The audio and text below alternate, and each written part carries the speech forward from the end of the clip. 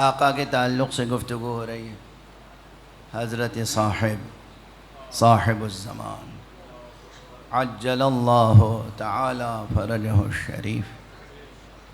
اور گفتگو یہ ہے کہ قرآن مجید کی یہ آیت کریمہ جو ہے سورہ مبارکہ ملک کی آخری آیت، اس کی تعویل حضرت کی ذات گرامی ہے. اس پر کئی مجلسوں میں اشارہ ہوا، گفتگو ہوئی. اور دیکھیے کیا حسین تشبیہ ہے. سطح زمین پر پانی بہتا ہے، دریا کی شکل میں، چشمے کی شکل میں، سمندر کی شکل میں موجیں مارتا ہے تو نظر آتا ہے. یہ نابود تھوڑی ہو جاتا ہے، زمین میں جذب ہو جاتا ہے. نیچے پانی کے سوتے بہتے رہتے ہیں، اوپر نظر نہیں آتا مگر پانی ہوتا ہے. اسی تشبیہ کو کام میں لایا گیا ہے کہ تم نے غور کیا ہے، کبھی سوچا ہے کہ جب پانی چھپ جائے گا، قُلْ أَرَأَيْتُمْ إِنْ أَصْبَحَ مَاؤُكُمْ غَوْرًا. غور کے کیا معنی ہے؟ نابود ہو جانے کے نہیں ہیں، زمین کی تہ میں چھپ جانے کے.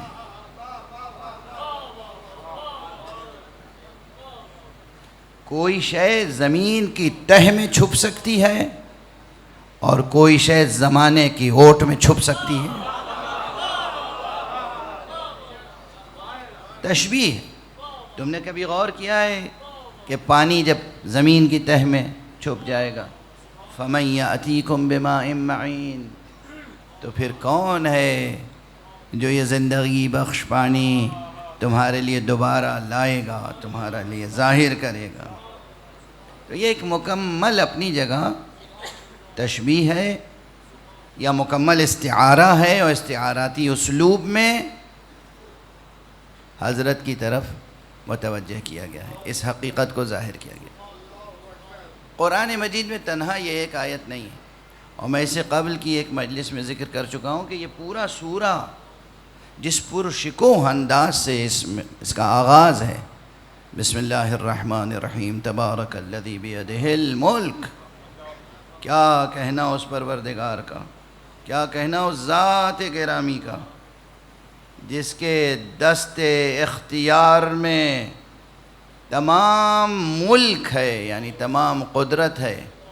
اور صرف کلی اعتبار سے تمام قدرت نہیں ہے، بلکہ ہر جزئی شے پر پوری قدرت رکھنے والا ہے. اس پرشکوہ انداز سے گفتگو شروع ہوئی اور اس کے بعد یہاں تک پہنچی کہ جب وہ ہر شے پر قدرت رکھنے والا ہے اور وہ موت کو خلق کرنے والا ہے اور وہ حیات کو خلق کرنے والا ہے، تو پھر وہی وہ ہے. اس کے لیے تو کوئی چیز ہی نہیں ہے کہ پانی پوشیدہ ہو جائے تو دوبارہ ظاہر کر دے.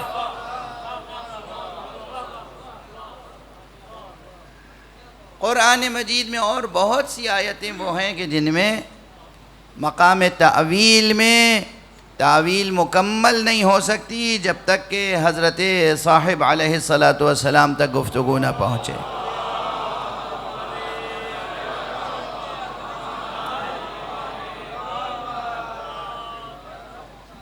یہ تنہا وہ ذکر ہے جسے سن کے فرشتے بھی وجد کرتے ہیں اور اس میں شرکت کرتے ہیں. جزاکم اللہ. اب میں چند آیتوں کی طرف اور اشارہ کروں. مثلا اچھا، یہ جو آیتیں ایک زمانے میں، یعنی آج سے کوئی 30 برس پہلے، میں نے ان تمام آیتوں کو جمع کیا تھا جو آیتیں حضرت امام عصر عجل اللہ تعالی فرجہ شریف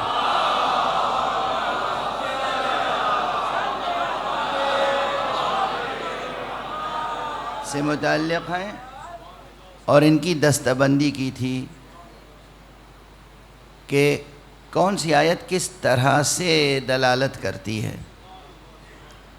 کچھ آیتیں وہ ہیں جو براہ راست آپ کی ذات گرامی پر دلالت کرتی ہیں.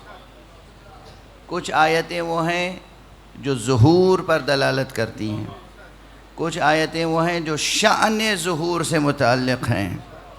کچھ آیتیں وہ ہیں جو شأن غیبت سے متعلق ہیں۔ اس عنوان سے گفتگو یکجا نہیں کی گئی تھی اس فقیر سے پہلے۔ اس عنوان سے میں نے تمام آیات کی ایک درجہ بندی کی۔ اب مثلا ایک آیت اور ہے جو آپ کی ذات گرامی پر دلالت کرتی ہے، اور وہ سورہ مبارکہ قصص میں ہے، قرآن مجید کا 28واں سورہ، اور اس کی 5ویں آیت ہے وَنُرِيدُ أَن نَّمُنَّ عَلَى الَّذِينَ اسْتُضْعِفُوا فِي الْأَرْضِ وَنَجْعَلَهُمْ أَئِمَّةً وَنَجْعَلَهُمُ الْوَارِثِينَ۔ وَنُرِيدُ، اللہ سبحانہ وتعالی فرما رہا ہے وَنُرِيدُ،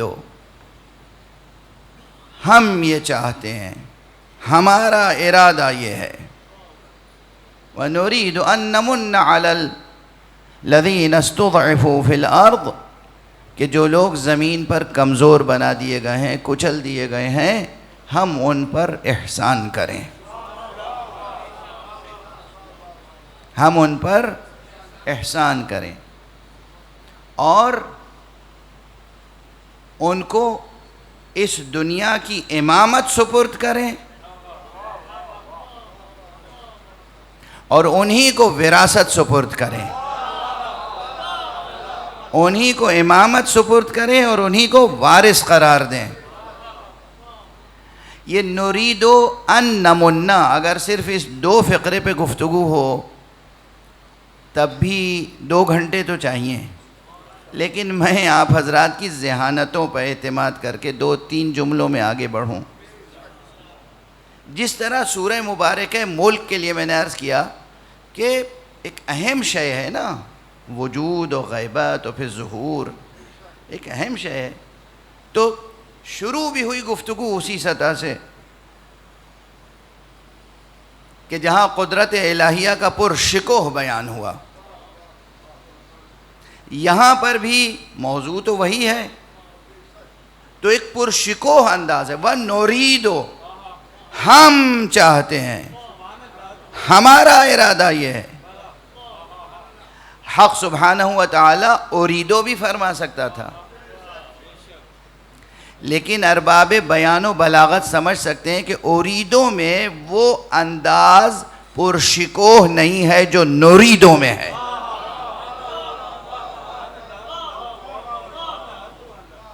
اور اس کی میں مثال عرض کر دوں، اگر اردو لٹریچر اور فارسی لٹریچر کا مطالعہ فرمایا ہے آپ حضرات نے، تو آپ سمجھتے ہیں کہ جو معمولی لوگ تھے پہلے وہ میں کہتے تھے، میرا معروضہ یہ ہے، جب ایک وزیر یا کوئی اور بادشاہ سلامت کی خدمت میں جاتا تھا تو کہتا تھا سرکار ذل اللہ، میرا معروضہ آپ کی خدمت میں یہ، میرا معروضہ آپ کی، اور جب وہ کوئی فرمان جاری کرتے تھے تو کہتے تھے ماں بدولت کا فرمان یہ ہے۔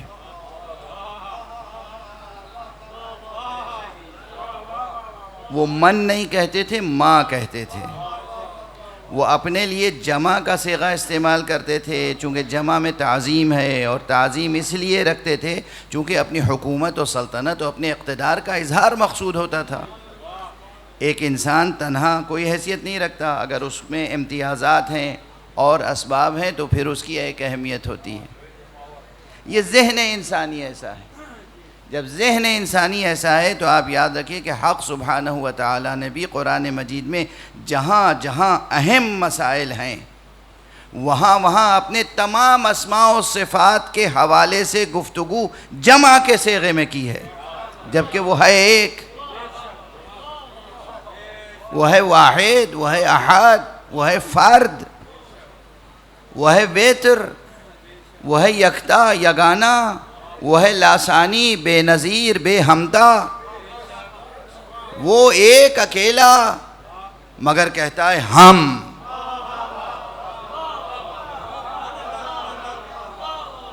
اچھا قرآن مجید میں دیکھیے جہاں جہاں اہم مواقع ہیں، مثلا سورہ مبارکہ یاسین کا دل جب دھڑکتا ہے تو اس سے کیا آواز آتی ہے؟ انا نحن نحیی الموتى، ہم ہیں ہم جو مردوں کو زندہ کرتے ہیں۔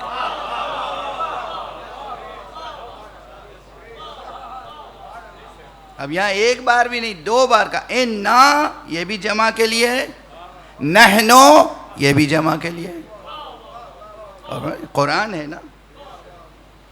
کیوں یہ اختیار کیا انداز؟ انا نحنو، ہم ہیں ہم، اس لیے کہ بعد میں جو بات کہی جا رہی ہے وہ اہم ہے۔ زندہ کو مارنا آسان ہے،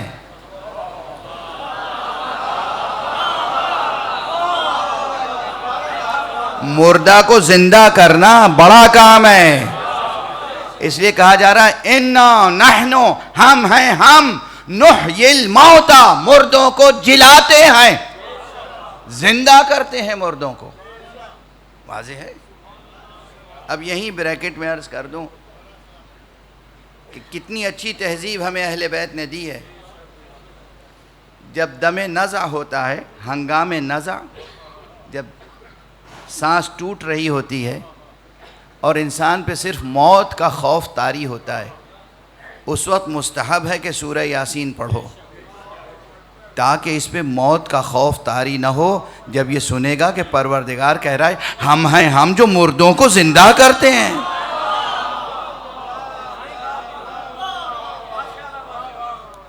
ہم ہیں ہم جو مردوں کو زندہ کرتے ہیں، تو پھر موت کا خوف دور ہو جائے گا اور اس کی موت زندگی سے بدل جائے گی۔ قرآن مجید کی حفاظت کا مرحلہ وہ بھی بہت اہم تھا، خود ذکر توحید و ذکر حق کی حفاظت کا مرحلہ وہ بھی بہت اہم تھا، وہاں بھی یہی اسلوب ہے، انا نحن نزلنا الذکر، ہم ہیں ہم کہ جو اس ذکر کو نازل کرنے والے ہیں، وَنَحْنُ لَهُ لَحَافِظُونَ، اور ہم ہی اس کی حفاظت کرنے والے ہیں۔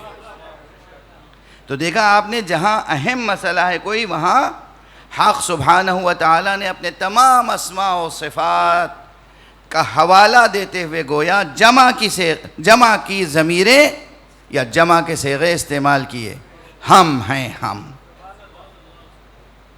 نریدو بھی جمع کا صیغہ ہے، انا نحنو یہ ضمیریں تھیں، یہاں فعل ہے مگر جمع کا صیغہ ہے۔ اچھا، اس لیے کہ مسئلہ اہم ہے، اس سے پہلے بھی کہیں یاد ہے نریدو آیا ہے؟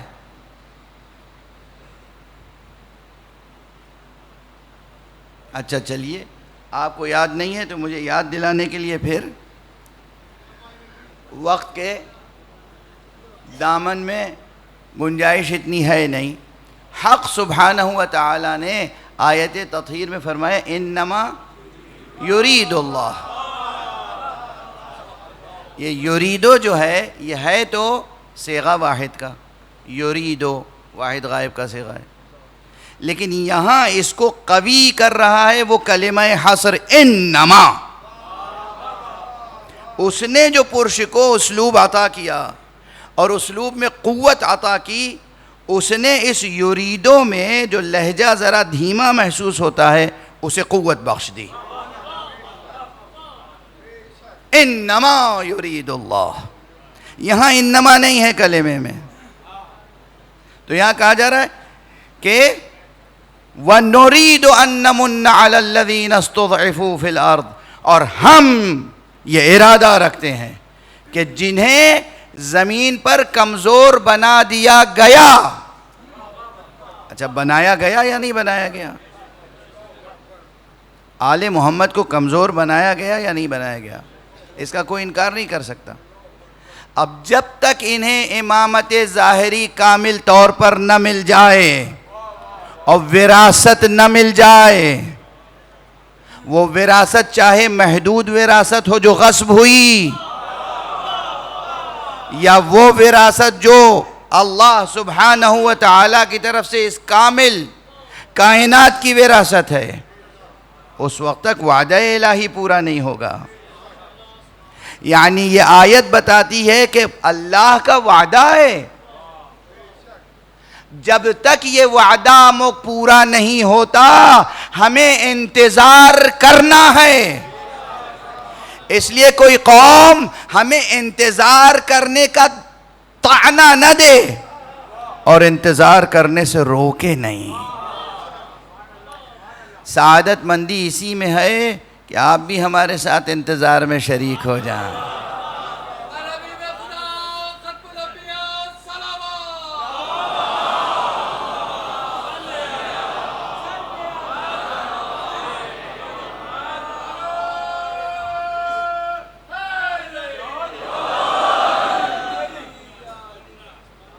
ہمارا ارادہ ہے. جب اللہ فرمائے ہمارا ارادہ ہے تو اس میں کوئی رکاوٹ آ سکتی ہے؟ ممکن ہے کہ اللہ کا ارادہ پورا نہ ہو؟ ہم بندے ہیں، عاجز بندے، ہمارے ارادے ٹوٹتے ہیں. مولا علی نے تمام انسانوں کی ترجمانی کرتے ہوئے فرمایا تھا عرفت ربی بفسخ العزائم، ہم نے رب کو پہچانا اپنے ارادوں کے ٹوٹ جانے سے. ارادوں کا ٹوٹنا مخلوقات کی نشانی ہے، ارادوں کا پورا ہونا خالق کی نشانی ہے.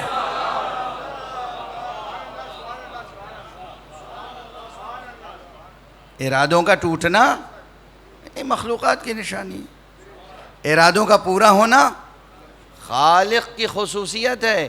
اور اس نے اعلان کر دیا ہے وَنُرِيدُ، ہم نے ارادہ کیا.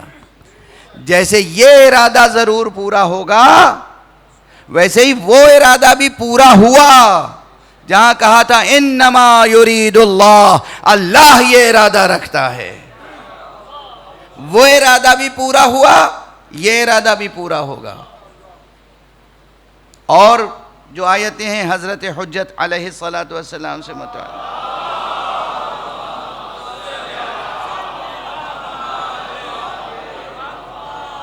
اب دیکھیں ان میں سے ہر آیت ایسی ہے کہ اس پہ پورے اشرے پڑھے جا سکتے ہیں، لیکن میں اس وقت صرف ذکر کرتا ہوا آگے بڑھ رہا ہوں مختصر تقریب استدلال کے ساتھ، موجز مجمل. اور وہ یہ ہے کہ مثلا سورہ مبارکہ بنی اسرائیل میں سورہ اسراء، اس میں ایک آیت ہے کہ وَمَنْ قُتِلَ مَظْلُومًا فَقَدْ جَعَلْنَا لِوَلِيِّهِ سُلْطَانًا، اور جو بھی مظلومیت کے ساتھ قتل ہوا ہم نے اس کے ولی کے لیے قدرت و طاقت و حکومت کو مخصوص کر دیا ہے. وَمَنْ قُتِلَ مَظْلُومًا فَقَدْ جَعَلْنَا لِوَلِيِّهِ سُلْطَانًا، جو مظلومیت کے ساتھ قتل ہوا ہم نے اس کے ولی کے لیے اختیار، اقتدار، حکومت، حق، سلطان اس کے لیے قرار دیا ہے. اب دنیا میں کوئی مظلومیت کے ساتھ قتل ہوا ہو یا نہ ہوا ہو، لیکن آقا حسین اور اہل بیت اطہار کے دوسرے مقتولین اور شہداء کوئی انکار نہیں کر سکتا کہ وہ مظلومیت کے ساتھ قتل ہوئے. مظلومیت کے ساتھ قتل ہوئے تو ان کے ولی کو اختیار و انتقام کی صلاحیت، استعداد اور حق عطا کیا یا نہیں پروردگار نے؟ اس لیے کہ قانون تو خدا نے اعلان کیا ہے، یہ کوئی ضعیف حدیث تو ہے نہیں، یہ کوئی ہماری مناجات تو نہیں ہے، ہماری دعا نہیں ہے، ہماری استدعا نہیں ہے، ہمارا خواب نہیں ہے، ہماری آرزو نہیں ہے، ہماری تمنا نہیں ہے، ہماری شاعری نہیں ہے، ہماری خطابت نہیں ہے، خدا کا اعلان ہے.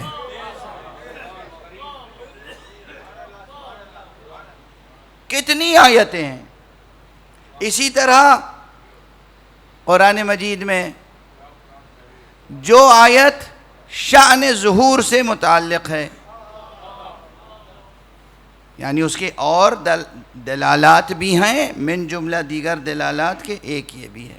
بتایا گیا کہ جب آپ ظہور فرمائیں گے تو آپ کی زبان مبارک پہ یہ آیت بھی ہوگی، جاء الحق وزہق الباطل ان الباطل کان زہوقا. حق آ گیا، باطل مٹ گیا اور باطل تو مٹنے ہی والا تھا.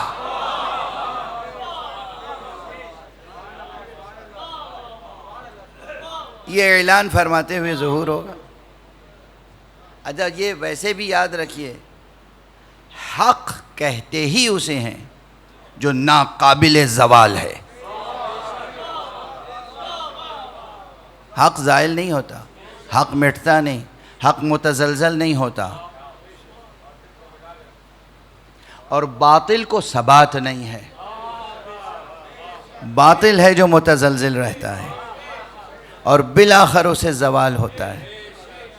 تو جب امام تشریف لائیں گے تو زبان مبارک پہ کیا ہوگا؟ جاء الحق، حق آ گیا. وزہق الباطل، باطل مٹ گیا، رخصت ہو گیا، زائل ہو گیا. ان الباطل کان زہوقا، باطل تو مٹنے ہی والا تھا. یعنی باطل کی حقیقت ہی یہ تھی، ممکن نہ تھا کہ باطل زائل نہ ہو، ممکن نہ تھا کہ باطل ہمیشہ ہمیشہ ثابت رہے. کتنی آیتیں ہیں قرآن مجید میں کہ جو وجود مبارک و مقدس حضرت حجت عجل اللہ تعالی فرجہ.